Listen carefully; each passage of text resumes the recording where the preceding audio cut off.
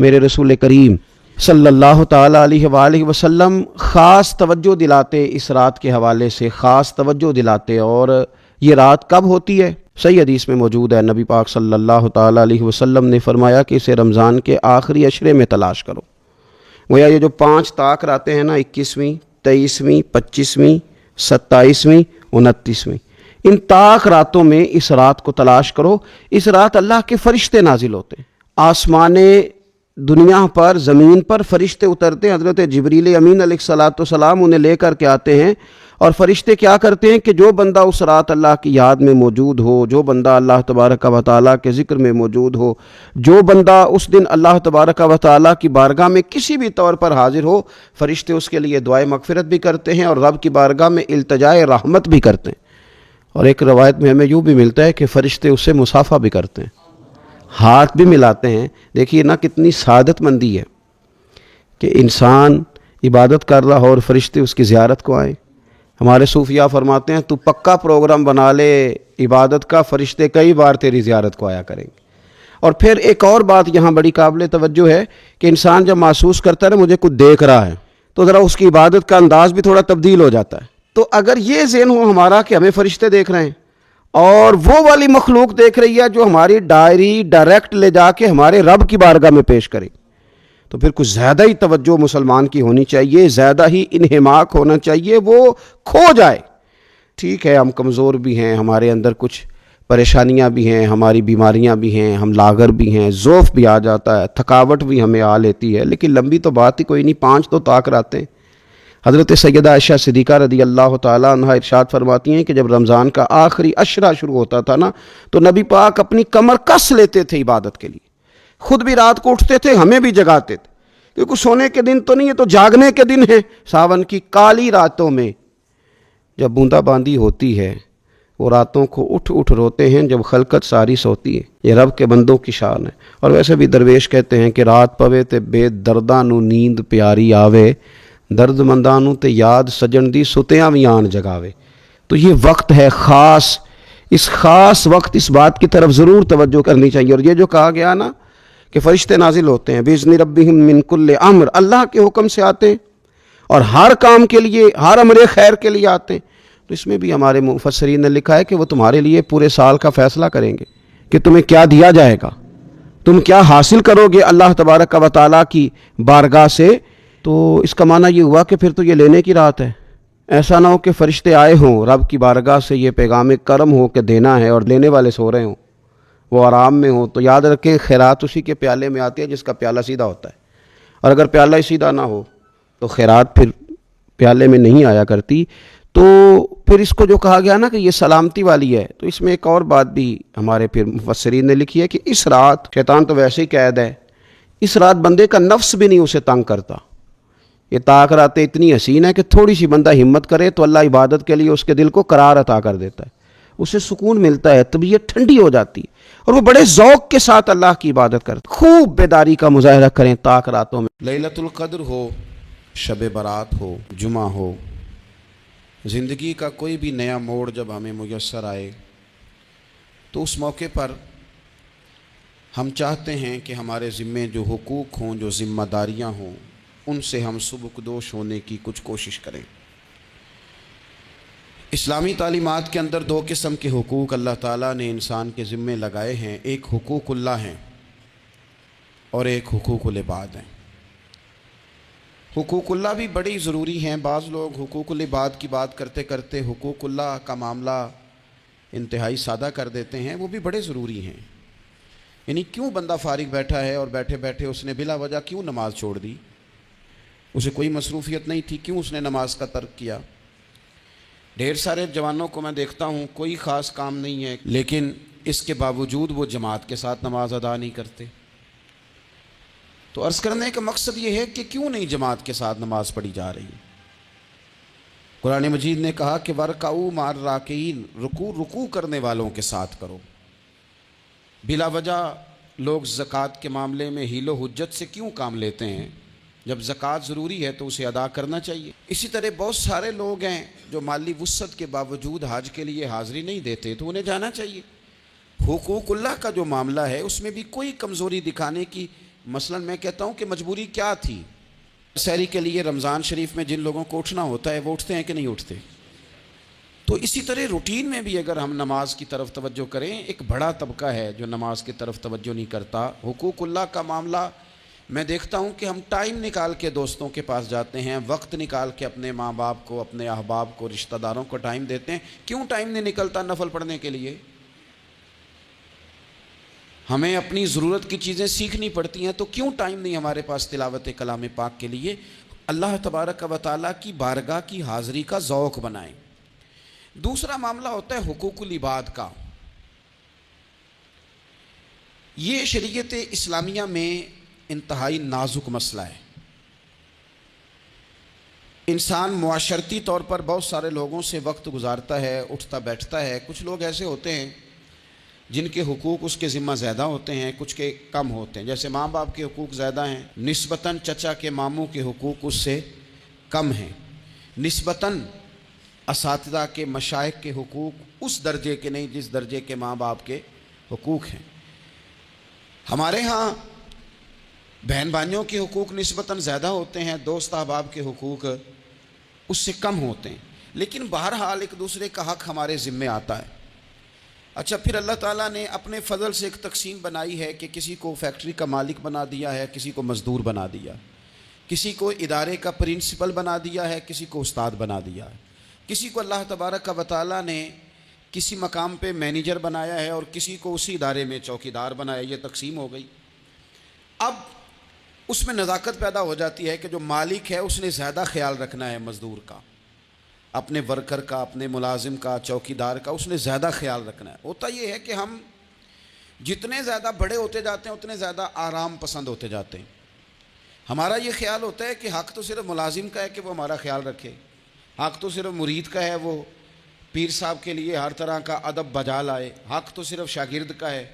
حالانکہ جو آدمی جتنا بڑا جاتا ہے اس کی نظر اتنی زیادہ وسیع ہونی چاہیے اور اس کو زیادہ نزاکت کے ساتھ چیزوں کو سمجھنا چاہیے۔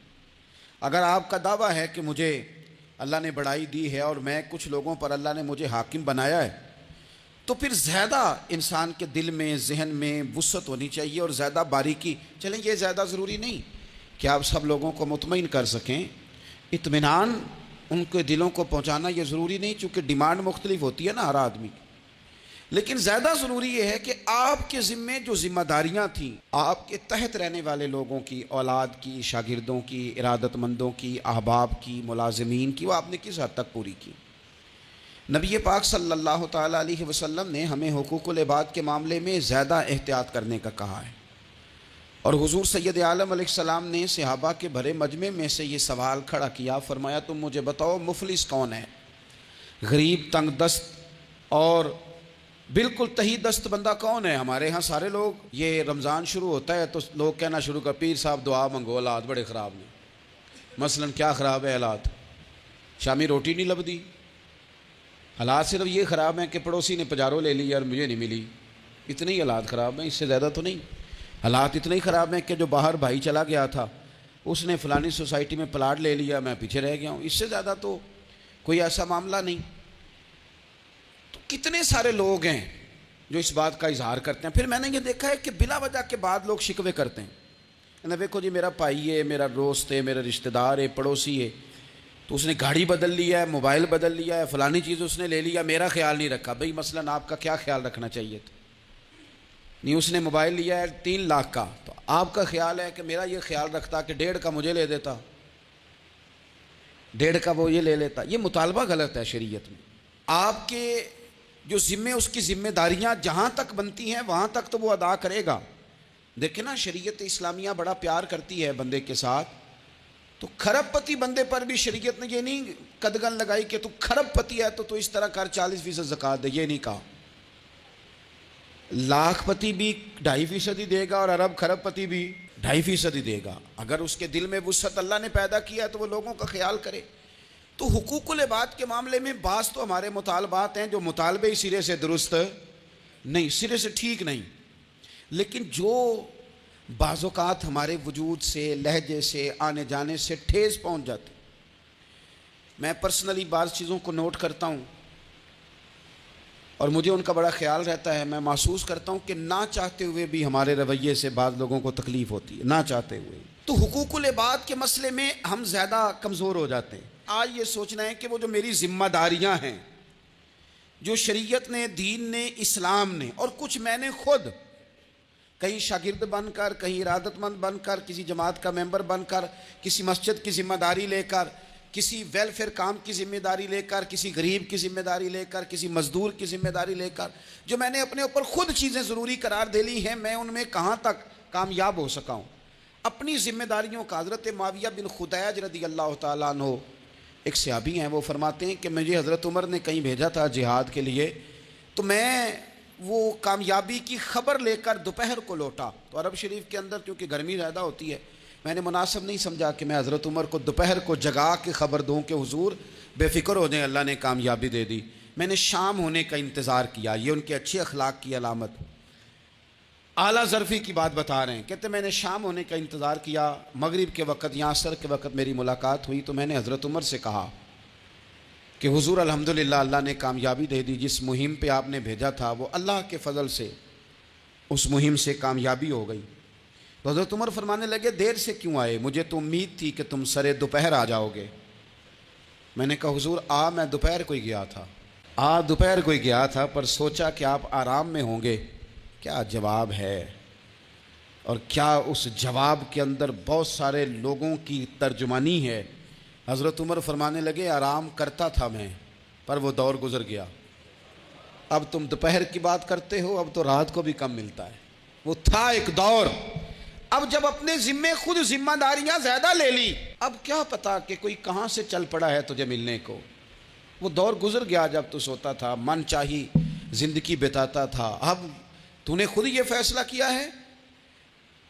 اب تو میں بھائی تم دوپہر کی بات کرتے ہو، میں تو رات کو بھی گشت کرتا ہوں کہ کوئی ضرورت مند تو نہیں، کوئی حاجت مند تو نہیں.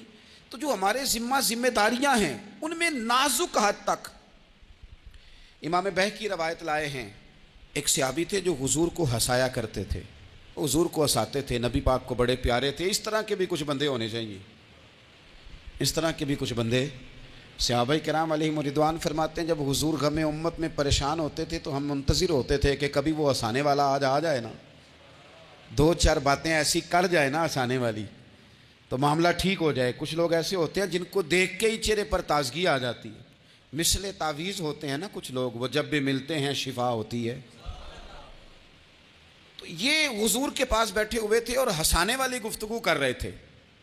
تو نبی پاک بھی ان سے باتیں کرنے لگے. تو بات کرتے کرتے نا حضور نے انگلی ان کی طرف بڑھائی تو ان کے وجود کو انگلی لگ گئی. ایک تو وہ روایت ہے نا کہ صفیں سیدھی کراتے وقت حضور تیر کے ساتھ صفیں سیدھی کرا رہے تھے تو ایک صحابی کے پیٹ پہ لگ گیا، انگلی لگ گئی. عجیب دیوانے ہیں، کہنے لگے آپ نے مجھے تکلیف دی ہے، معاذ اللہ، انگلی چبھو دی، میں نے تو بدلہ لینا ہے. ہمارے ہاں مسئلہ یہ بن گیا ہے کہ کوئی بڑا آدمی بھی اپنے آپ کو قانون کے حوالے نہیں کرتا. ملک سے لے کر امت مسلمہ کے کل مسائل تک ہمارے ملک کے اندر ہر بندہ اس کا مزاج ہوتا ہے کہ وہ اپنے آپ کو قانون سے بالا تر سمجھتا ہے. لائن میں لگنا لوگ پسند نہیں کرتے. یہ ایک بہت بڑا مسئلہ ہے. حضور صلی اللہ علیہ وسلم کی انگلی لگ گئی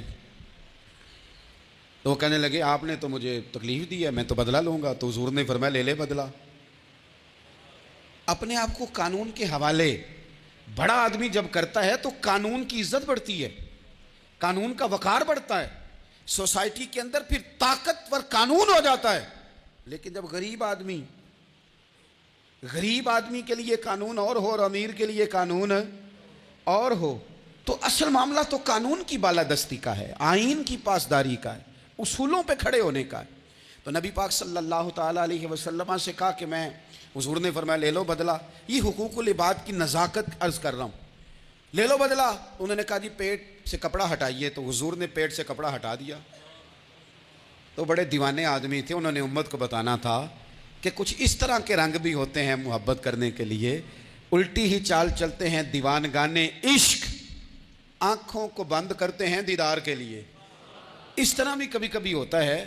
کپڑا حضور نے ہٹایا تو انہوں نے نبی پاک کے جسم نور کو چومنا شروع کر دیا. کہنے لگے دن بڑے ہو گئے تھے، موقع نہیں کو بن رہا تھا، تو چلو یہ ایک موقع ملا ہے، حضور آپ کو کسی کے ساتھ زیادتی کر سکتے ہیں، تو میں تو موقع تلاش کر رہا تھا، اور میرے بھائی نماز کا بھی موقع تلاش کرتے تھے صحابہ، جہاد کا بھی موقع ڈھونڈتے تھے، پر محبوب سے محبت کا بھی موقع ڈھونڈتے تھے۔ کبھی کبھی نا محبت کا بھی تو موقع نیرے خشک نہیں نہ ہو جانا چاہیے، نہ علماں وچ پھسا سانو تو یار دی گل سنا سانو، اتنے علم دا سکہ نہیں چلدا جتھے عشق ہوراں دا ڈیرا ہے۔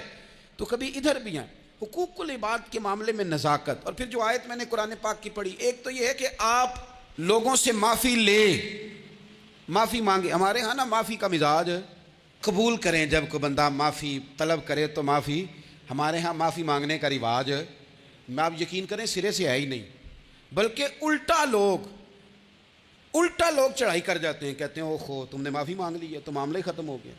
اور جو آدمی، میں بڑے زمانے سے کہہ رہا ہوں کہ میرے ملک میں ایک رواج بنتا جا رہا ہے، جس کی زبان جتنی زیادہ سخت ہوتی ہے اس کا عروج اتنا زیادہ ہوتا ہے۔ جو تھوڑا سا شرافت کا مظاہرہ کرے لوگ اسے بزدل سمجھ لیتے ہیں۔ عزیز بھائیوں، اپنی زندگی میں معافی مانگنے کا مزاج بنائیں۔ آپ طلب کریں کہ یار مجھ سے غلطی ہو گئی، میں انسان ہوں۔ آپ یقین کریں ڈھیر سارے لوگ ہیں جن کے ذمہ ڈھیروں معافیاں ہیں، لیکن ان کا مزاج نہیں، ان کی طبیعت نہیں، ان کا تکبر آڑے آ گیا ہے۔ اور میرے نبی پاک صلی اللہ تعالیٰ علیہ وآلہ وسلم نے فرمایا تھا، یہیں بدلہ دے دو کسی کا دینا ہے تو، یہیں معافی لے لو، یہیں، ورنہ فرمایا یاد رکھنا قیامت کے دن تو اس طرح ہوگا کہ اگر سینگ والی بکری نے بغیر سینگ والی بکری کو مارا ہوگا اسے بھی قیامت میں بدلہ دینا پڑے گا۔ یہی معافی تلافی لے لو، یہی۔ تو ہمارے ہاں مزاج نہیں، مزاج بنائیں نا آپ، معافی کا مزاج بنائیں۔ رسمی ویسے معافیاں مانگتے ہیں، آج پہ جا رہا ہوں بھائی اگر کوئی ہو گئی تو معاف کر دینا، یہ تو رسم ہے، تو بڑی دنیا ادا کرتی۔ آپ کو پتہ ہے کہاں آپ کو معافی لینی ہے، تو جہاں جہاں اس طرح کے معاملات ہیں وہاں آپ کلیئر کریں۔ صحیح بخاری میں حدیث ہے حضرت ابو ذر غفاری سے، جب کسی نے کہا کہ آپ نے اسی طرح کے کپڑے خود پہنے ہیں جس طرح کہ آپ کے غلام نے پہنے، تو یہ کیا معاملہ ہے؟ تو فرمانے لگے، اعلانیہ خود بتانے لگے، فرمانے لگے مجھ سے ایک دفعہ غلطی ہو گئی تھی، میں نے ایک غلام کو جھڑک دیا تھا، تو نبی پاک نے مجھے تنبیہ فرمائی، تو میں نے اس غلام سے معافی بھی مانگی، اور اس دن سے لے کر آج تک میں جس طرح کا خود لباس پہنتا ہوں اسی طرح کا اپنے غلام کو پہناتا ہوں۔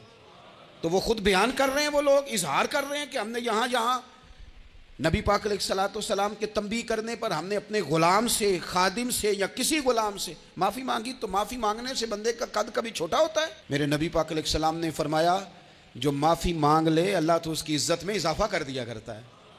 تو اس لیے ایک تو جہاں یہ معاملہ ہے وہاں، اور دوسری جو آیت میں نے تلاوت کی اس میں اللہ کہتا ہے کہ غصہ پی بھی جاؤ، معافی مانگو بھی اور معاف کر بھی دو۔ والکاظمین الغیظ والعافین عن الناس، فرمایا وہ لوگ جو غصہ پی جاتے ہیں اور لوگوں سے درگزر کرتے ہیں، لوگوں سے درگزر کرتے ہیں۔ واللہ یحب المحسنین، اللہ ان احسان کرنے والوں سے محبت فرماتا ہے، ان سے اللہ پیار کرتا ہے۔ تو رب فرماتا ہے جو غصہ پی جاتے ہیں والعافین عن الناس، اور لوگوں سے درگزر کرتے ہیں، ایک تو معافی مانگے اور دوسرا معاف کر بھی دیں۔ اگر دل میں کوئی بات ہو تو معاف، ہر روز لوگوں کو معاف کر کے سویا کریں۔ پہلے تو اس طرح کا کوئی کام ہی نہ کریں۔ ایک شخص نے جملہ کہا تھا، لکھا تھا، کمال لکھا تھا، اس نے کہا تھا کبھی ایسا کوئی کام نہ کرنا کہ کوئی تمہاری وجہ سے جا کے رب کے سامنے رونا شروع کر دے۔ ایسا کوئی کام نہ کرنا کہ کوئی بندہ تمہاری شکایتیں اللہ رسول کو لگائے، اس طرح کا کبھی کام نہ کرنا کہ وہ تڑپ اٹھے اور کہے اب تمہارا شکوہ میں نے وہیں کرنا ہے۔ کچھ لوگوں کی شکایتیں کرنی پڑتی ہیں، اللہ رسول کی بارگاہ میں بھی، اپنے مشائخ کی بارگاہ میں کر دیتے ہیں بعض اوقات انسان، وہ بے بسی کے عالم میں کرے یا بہت زیادہ تکلیف اسے سہنی پڑے تو تب کرے، ہو جاتا ہے۔ تو ایک تو ایسا کریں نا، اور کوشش کریں لوگوں کو معاف کر دیں، اپنے دل سے چیزیں نکال دیں۔ دو لوگ بیٹھے تھے نا حرم مکہ میں، ایک صاحب کہہ رہے تھے کہ میرے اوپر وہ بدر میں جو قتل ہو گئے کفار، ان کا ذکر چل رہا تھا، تو دونوں گفتگو کر رہے تھے بدر میں ہمارے اتنے لوگ مسلمانوں نے مار دیے۔ تو ایک ان میں کہنے لگے کہ اگر میرے اوپر قرض نہ ہوتا اور میرے چھوٹے چھوٹے بچے نہ ہوتے تو میں تو تلوار لے کے جاتا اور مدینہ شریف جا کے معاذ اللہ بدلہ لے آتا۔ دوسرا کہنے لگا میں دیتا ہوں نا تیرے بچوں کا خرچہ بھی اور میں تیرا قرضہ بھی اتارتا ہوں، تو جا۔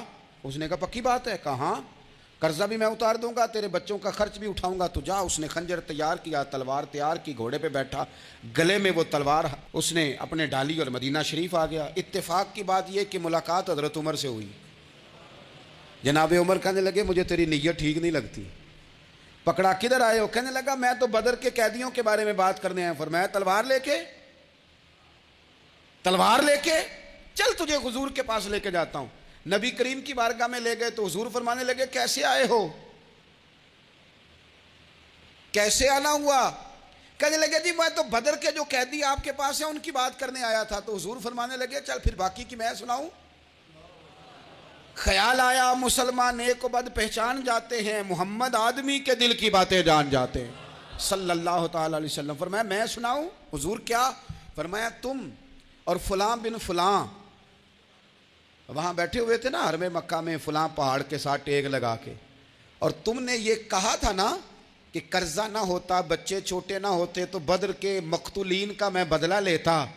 یہ سارا کچھ طے کر کے پھر آئے ہو تلوار لے کے، اور یہاں کہتے ہو میں قیدیوں کے بارے میں بات کرنے آیا تھا. اس کے تو پسینے چھوٹ گئے، وہ تو بے حال ہو گیا. اس نے کہا اس کا تو سوائے اس کے اور میرے کسی کو نہیں پتا، اگر آپ کو پتا چل گیا ہے تو پھر آپ اللہ کے سچے رسول ہیں.